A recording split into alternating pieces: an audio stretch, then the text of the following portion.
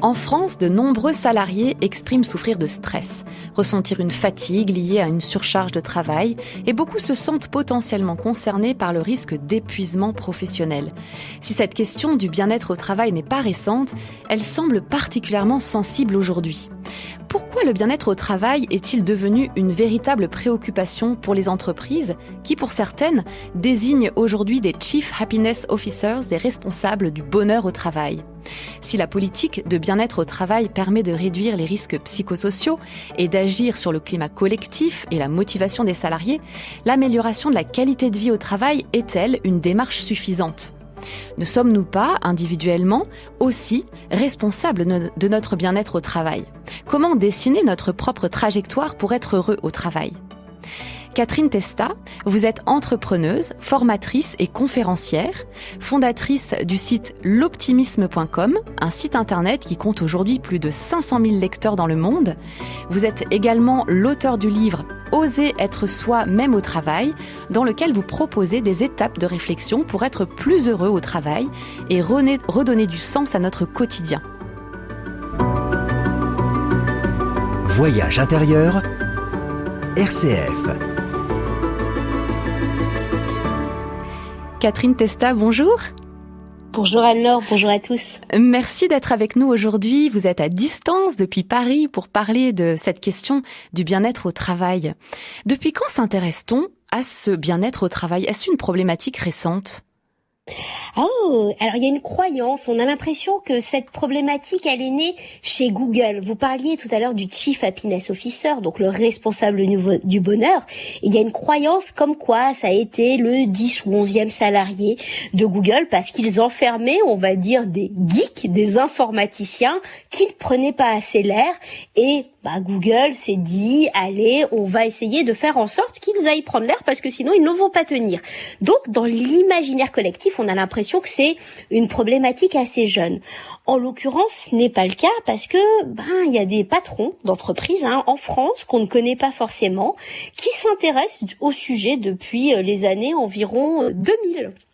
Et c'est pas spécialement récent, c'est tout simplement que ça a commencé à être mis au goût du jour en 2015 où on a commencé vraiment à en parler dans tous les médias. Il y a eu une sorte de buzz autour du sujet parce que les premiers Chief Happiness Officers visibles et français ont été mis en avant dans certains médias et tout à coup on s'est dit « Oh tiens, ça peut être sympa comme job » et ou alors « Oh tiens, mon entreprise a fait rien pour moi ». Mais alors, qu'est-ce qui explique que ce sujet soit si sensible depuis 2015 ? Bonne question. Alors déjà, on a commencé à avoir peut-être un peu plus de littérature sur le sujet et comme, en l'occurrence, c'était Nathalie Forestier qui appartient à un groupe de vente à distance de repas, vu que beaucoup de médias en ont parlé, de fait, les autres entreprises du secteur et plus largement d'ailleurs se sont dit tiens, nous on doit peut-être aussi mettre quelque chose en place. Il faut savoir que le sujet de la QVT, c'est pas quelque chose qui est nouveau. Alors la QVT, voilà, précisons bien pour les auditeurs. Il fallait que j'allais peut-être le définir, c'est la qualité de vie au travail. Ça fait, je crois, maintenant 21 ans qu'il y a une semaine de la QVT dans les entreprises et disons-le, tout le monde on l'a laissé un peu de côté. Maintenant, aujourd'hui, quand vous avez envie d'aller travailler dans une entreprise, autrefois, vous voyez, il suffisait d'une réputation d'entreprise. C'est-à-dire que si votre entreprise presque sponsorisait sur les BDE, vous savez, les fêtes étudiantes, en fait, si l'entreprise sponsorisait la fête étudiante, tout d'un coup, il y avait une image de marque de l'entreprise, on se disait, il fait bon travailler chez eux. Sauf que maintenant, il suffit d'aller googler, d'aller regarder sur LinkedIn ou d'aller tout simplement demander de proche en proche. Alors c'est comment dans ton entreprise avec les réseaux sociaux, on voit de plus en plus de façon ostensible la qualité de vie à l'intérieur de l'entreprise. On connaît de plus en plus la souffrance. Maintenant, il y a même des applications sur lesquelles on peut dénoncer une mauvaise ambiance. Alors je dis pas que ce soit bien, je dis pas que ce soit pas bien en l'occurrence, je dis juste que ça change la donne et que du coup aujourd'hui les entreprises elles peuvent plus faire semblant. Quelles sont les attentes des salariés qui travaillent en entreprise par rapport à justement cette qualité de vie au travail ? Qu'est-ce qu'ils attendent de leurs employeurs ? Alors, on va dire que la première chose qu'on attend d'un employeur, c'est souvent, et d'ailleurs c'est aussi dans l'imaginaire collectif, le fait qu'il nous paye bien. Ce qu'on appelle la reconnaissance financière. Donc ça a été pendant des années.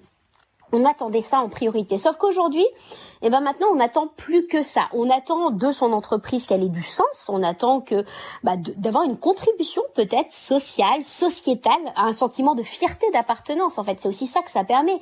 Vous regardez certains employés, ils sont fiers de dire qu'ils travaillent pour telle ou telle entreprise, mais ils attendent aussi, tout simplement, peut-être un management moins agressif, parce que vous savez, ce management dans lequel on a pu vivre pendant des années, un peu carotte-bâton, ça commence à être sérieusement has-been pour certains jeunes qui se disent non mais attendez, moi je veux pas ça, je sais qu'on peut dans une entreprise me proposer autre chose.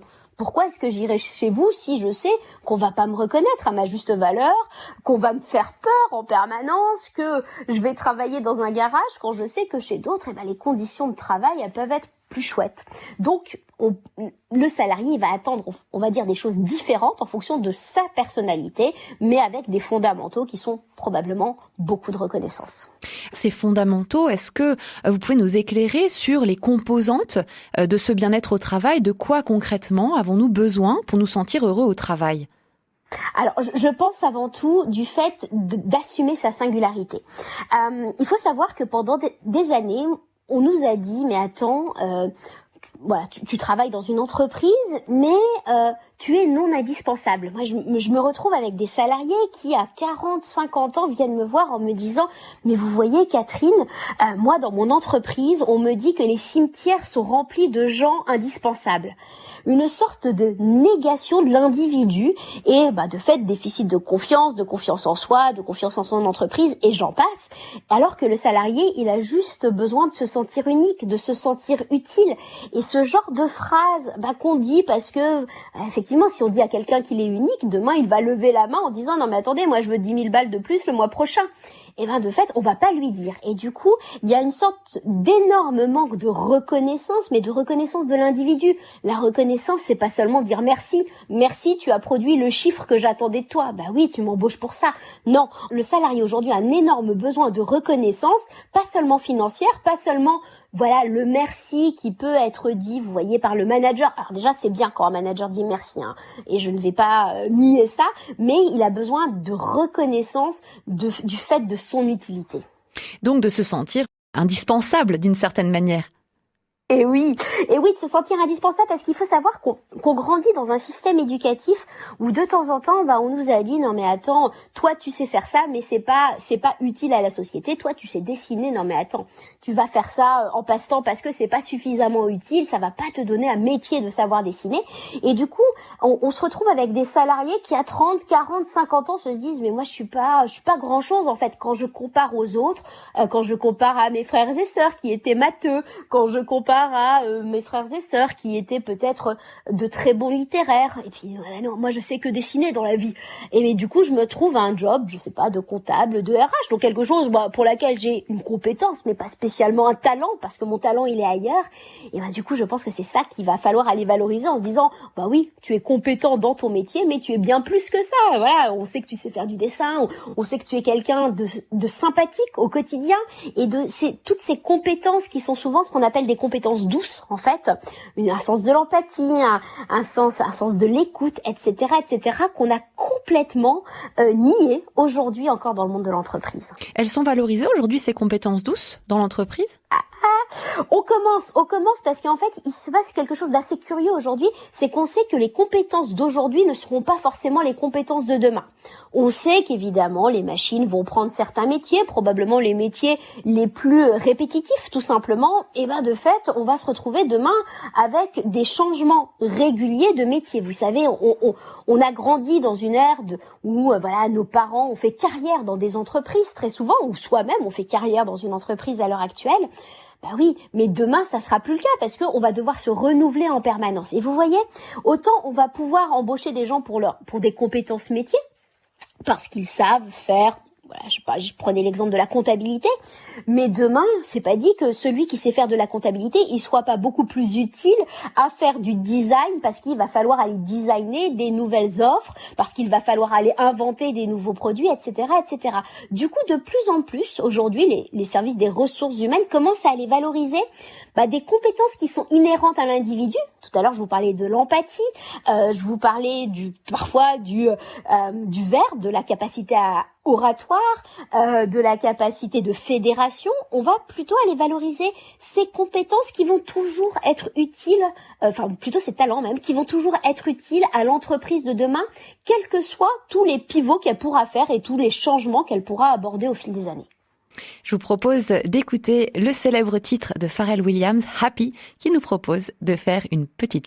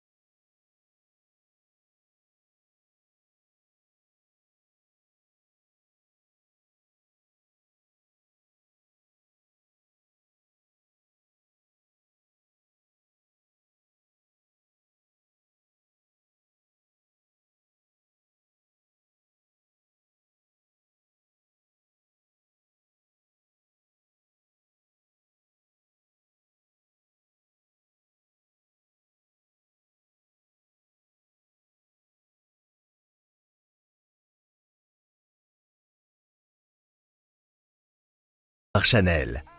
Vous êtes sur RCF et nous parlons avec Catherine Testa, fondatrice du site l'optimisme.com, du bien-être au travail. Quels sont les bénéfices, Catherine Testa, pour les entreprises de réfléchir et d'agir sur le bien-être de leurs salariés? Qu'ont-elles à y gagner? Alors, ils sont nombreux. Mais ils sont nombreux. Il y a beaucoup d'études d'ailleurs qui sont en train de sortir sur le sujet. On vous évoque que le bien-être au travail augmente la créativité des salariés, que le bien-être au travail fait en sorte que les salariés sont plus engagés, ils sont moins absents. Et il y a même des études qui vont montrer et qui vont le prouver en termes de chiffres que le bien-être au travail, ça fait que les gens sont moins malades, curieusement. Alors, évidemment que ces études soient menées par tel ou tel cabinet, il y a des chiffres qui sont un peu différents. Ceci étant dit, j'ai presque envie de dire qu'on est en train de théoriser le bon sens. Bien sûr qu'un salarié qui se sentira bien dans son job, il aura envie de venir. Il aura envie de venir voir ses collègues. Il aura envie de venir. Il aura envie de participer à un projet collectif. Et puis effectivement, le jour où il a un micro-rhume, il viendra peut-être plus facilement que celui qui se dise « Oh là là, moi je me sens pas bien au travail ». Finalement, on peut se poser la question des motivations profondes de l'entreprise. Est-ce que, au fond, c'est vraiment la performance, l'efficacité, ou il y a d'autres peut-être motivations?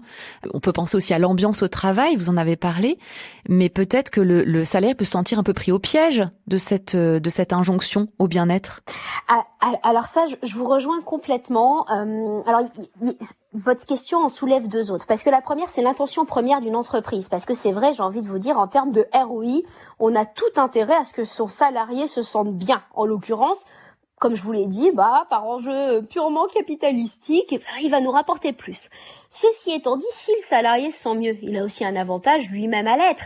Alors, voilà, effectivement, une entreprise n'est pas un philanthrope et souvent c'est mené en action, toujours généralement de concertation avec le DAF, enfin le directeur financier de l'entreprise, qui va bien se rendre compte, finalement il va faire des économies, ne serait-ce que par le fait que les gens soient moins absents. Donc ça, c'est la première chose. Derrière, il y a d'autres bénéfices qui sont financiers, il y a moins de turnover aussi, tout simplement, mais ça c'est aussi des bénéfices pour les équipes.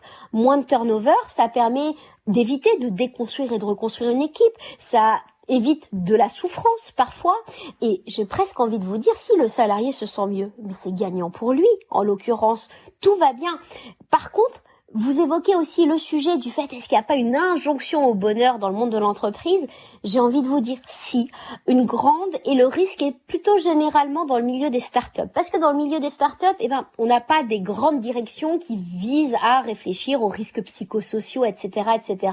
Et très vite, on se dit, attends, dans l'entreprise, il faut venir à tous les pots le soir, boire. Alors ça, c'était avant Oui. avant 2020 et 2021, mais ça va revenir, j'espère bientôt. Vous savez, un peu ces injonctions le soir à sortir avec ses collègues. Tout le monde n'a pas envie de sortir avec ses collègues, hein. Et puis, il faut aller boire les coups le soir parce que c'est là où on continue à faire le business, etc., etc.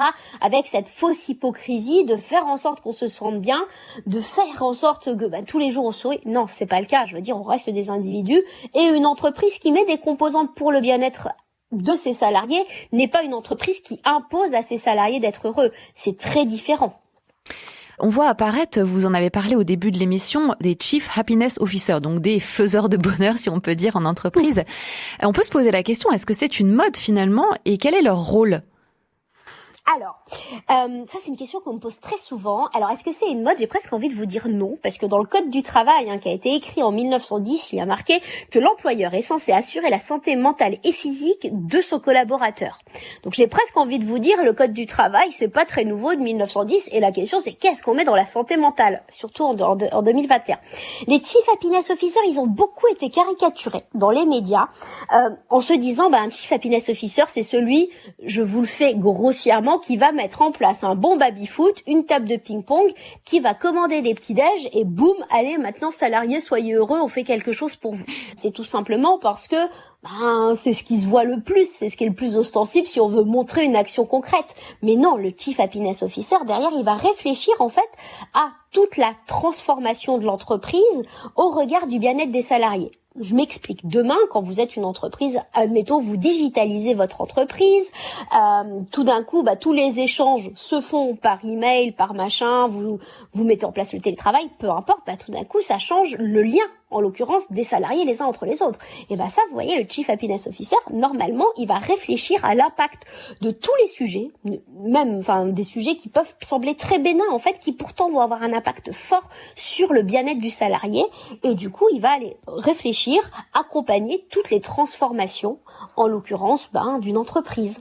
Alors, on imagine que ces fonctions sont plutôt présentes dans le cas de grandes entreprises. Qu'en est-il des petites structures ? Souvent, les petites structures, on s'en est rendu compte, je parle avec pas mal de patrons de PME qui me disent, mais moi, j'ai l'impression d'être le Chief Happiness Officer chez moi, ou alors d'un DG. Souvent, il y a une culture d'entreprise qui est moins distanciée, en l'occurrence, que dans les énormes entreprises où, tout d'un coup, on n'est plus qu'un numéro à un étage dans un service, dans une filiale, dans une entreprise mondiale. Vous voyez, il y a déjà, généralement, dans les plus petites entreprises, plus de considération du salarié parce que on se rend compte qu'il est indispensable. On débutait l'émission, vous voyez, tout à l'heure par cette notion, personne n'est indispensable. Quand vous êtes une PME de 20 personnes, j'ai envie de vous dire, s'il y en a un qui est pas là, ça se voit.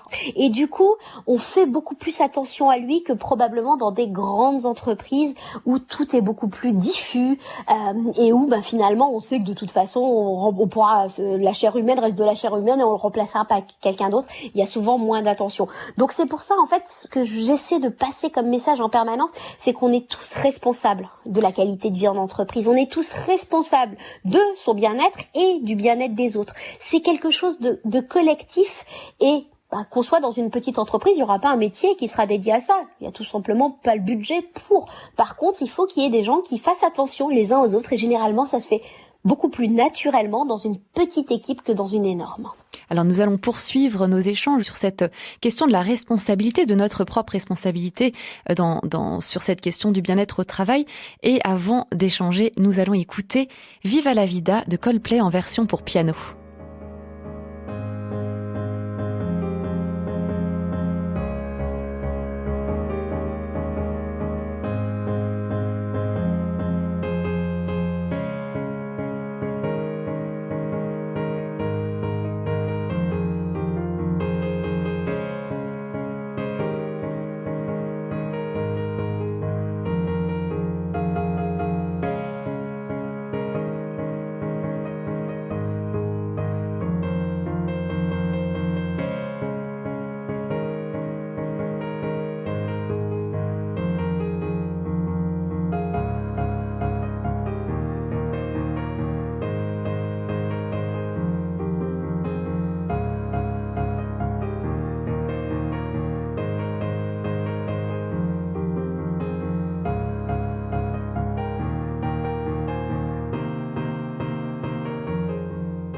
RCF, Anne-Laure Drouard-Chanel. Vous êtes toujours dans Voyage intérieur et nous parlons du bien-être au travail avec Catherine Testa. Dans votre livre qui s'appelle donc Oser être soi même au travail, vous invitez le lecteur à réfléchir, à se questionner d'abord sur ce qu'il a reçu, notamment dans son éducation. En quoi notre éducation influe-t-elle notre bien-être au travail lorsque nous sommes adultes ? Oh, c'est tout simple. En l'occurrence, vous pouvez travailler dans l'entreprise la plus merveilleuse du monde. Si vous n'êtes pas aligné avec vos valeurs, si vous n'êtes pas aligné avec vos talents, ça marchera pas. Je m'explique. Un exemple, vous pouvez, quand vous avez été enfant, vous avez grandi au fait qu'être financier dans une grande banque, c'est trop bien. Vous avez voulu faire ça pour satisfaire vos parents, par exemple. Vous avez voulu faire ça parce que vos amis faisaient ça, ou tout simplement parce que vous vouliez être à la hauteur par rapport à votre compagnon, par rapport à votre compagne dans votre couple, et du coup vous vous retrouvez à faire ça, vous vous retrouvez à cocher toutes les cases, en l'occurrence de ce que la norme vous a mis sur le front, vous a dit de faire. Et en fait, ce que vous voudriez faire dans la vie, c'est peut-être d'être pianiste. Voilà, on vient d'entendre une superbe chanson. Donc, mais vous vous êtes pas donné la liberté, le loisir d'essayer de le faire. Vous avez tué en fait immédiatement vos intentions réelles pour vous fondre dans la norme. Et c'est pour ça que finalement le bien-être au travail, parfois on a l'impression d'être en total rejet avec l'entreprise, et on peut toujours trouver toutes les pires actions dans toutes les entreprises, disons-le, même dans les meilleures. Et vous vous focalisez en permanence sur ça, alors que la vraie question c'est: est-ce que je suis à la bonne place dans la bonne entreprise au bon moment? Oui, donc vous invitez vraiment le lecteur à se poser cette question de qui je suis finalement. Complètement, qui je suis, et surtout de reprendre sa souveraineté. Vous voyez, tout à l'heure, je vous disais, dans le monde de l'entreprise, un peu comme quand on est enfant, vous voyez, on grandit dans une éducation où presque on nous dit de recracher ce qu'on a appris, et puis une fois qu'on l'a fait, vous voyez, on a bien récité sa leçon, on attend le bon point, et on presque sa vie à attendre le bon point. Donc j'évoquais le bon point des parents, je peux évoquer aussi le bon point du manager, le bon point des collègues, et du coup on arrive dans une sorte de presque de chemin tout tracé, on prend des postes, on prend des responsabilités, on devient manager. Oui, mais devenir manager, c'est enlever des libertés personnelles, parce que on va passer peut-être plus de temps au travail.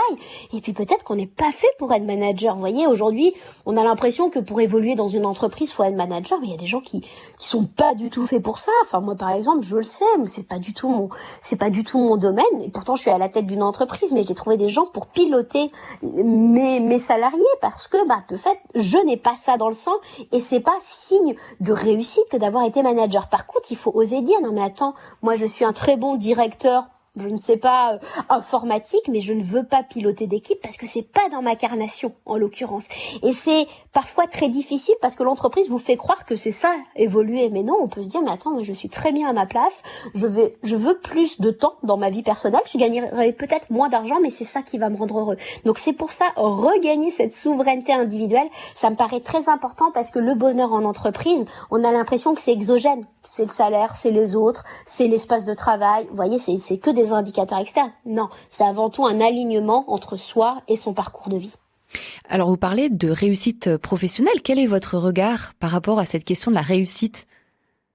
Il y a des études qui commencent à sortir, alors j'ai pas le nom là maintenant, mais qui expliquent que, vous voyez, autrefois la réussite c'était un peu la caricature que je vous disais tout à l'heure, c'était être cadre financier dans une grande banque. Maintenant, quand vous allez lire des articles sur les différents médias, vous voyez ces articles de financier à maçon, de financier à boulanger, le parcours incroyable il a quitté son job dans cette grande tour de la Défense pour devenir plombier en Normandie, et tout d'un coup on se rend compte que c'est presque ça la réussite. C'est pas tant de quitter un job, c'est que de faire ce qu'on avait envie de faire, en l'occurrence au démarrage de sa carrière, en s'affranchissant peut-être de la bien-pensance et de ce que c'est que la réussite. Et pour mentionner l'étude que je vous évoquais tout à l'heure, il y a une étude qui est sortie qui disait, voyez, autrefois c'était ça la réussite. Maintenant, de plus en plus, réussir au sens sociétal du terme, ça va être s'engager pour toutes les questions de nourriture et d'environnement. Vous invitez aussi le lecteur dans votre livre à se défaire du regard des autres pour oser exister. Comment faire, surtout dans le contexte professionnel où on sait combien l'image que l'on cherche à donner aux autres est importante ? Comment faire pour se défaire de ce regard? Salariés qui me disent, mais tu vois, moi j'ai l'impression d'avoir deux personnalités dans mon livre. Je donne l'exemple d'un de mes amis qui est quelqu'un d'incroyable qui un jour me dit, il gérait 300 personnes et il me dit, tu sais que moi tous les midis je mange seul devant mon ordinateur. Et je me suis dit, mais c'est incroyable cette distorsion entre qui il est pour ses amis et qui il est pour ses collègues. Et en fait, en discutant avec lui, c'est parce qu'il se met un masque, il se met le rôle de manager, de patron d'unité, etc., etc.